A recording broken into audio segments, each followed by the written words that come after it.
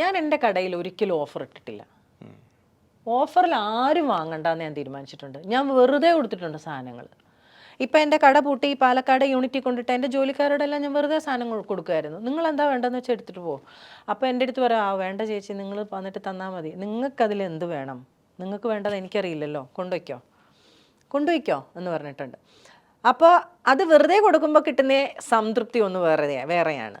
ഞാൻ ₹1 ഓഫറിൽ ഒരു സാധനം ഇട്ടിട്ടില്ല. ബിക്കോസ് എൻ്റെ സാധനം അങ്ങനെ ഓഫറിൽ, എൻ്റെ പ്രൊഡക്റ്റ് ഒന്നും ഓഫറിൽ കിട്ടേണ്ടതല്ല. കാര്യം പെയ്ഡായിരുന്നു എൻ്റെ പ്രൊഡക്റ്റുകൾ.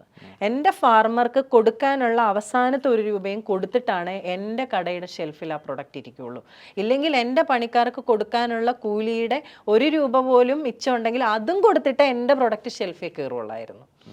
അത്രയ്ക്ക് സത്യസന്ധമായി ഇൻഡസ്ട്രിയിൽ നിന്ന ഞാൻ ഇത് നിർത്തണം എന്നെ തോന്നിപ്പിച്ച കാര്യങ്ങൾ എന്ന് പറയുന്നത് ഒന്നല്ല.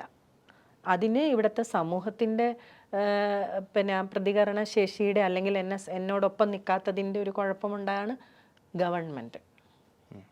ഗവൺമെൻറ്റിന് എന്തൊക്കെയാണ് ഉത്തരവാദിത്തങ്ങളെന്ന് നമ്മൾ പണ്ട് പഠിച്ചിട്ടുണ്ടല്ലേ. ആ ഗവൺമെൻറ്റിൻ്റെ നടത്തിപ്പുകാരെന്ന് പറയുന്ന മിനിസ്റ്റേഴ്സ്. അപ്പോൾ പത്രവാർത്തകൾ ഇടയ്ക്കിടയ്ക്ക് വരും, ശ്രദ്ധിക്കണം. സർക്കാർ കോടികളുടെ പദ്ധതി കൃഷിക്കായിട്ട് ഇട്ടു. 125 കോടി സെൻട്രൽ, 270 കോടി സെൻട്രൽ പദ്ധതികൾ വരുന്നു. നമ്മളൊന്ന് ചെന്നൈ കടലാസുമായിട്ട് ഏതെങ്കിലും ബാങ്കിലോട്ട്, സെൻട്രൽ അങ്ങനെയൊക്കെ പറയും, സ്റ്റേറ്റും പറയും, സംഭവം ഇവിടെ നിന്ന് കിട്ടില്ല.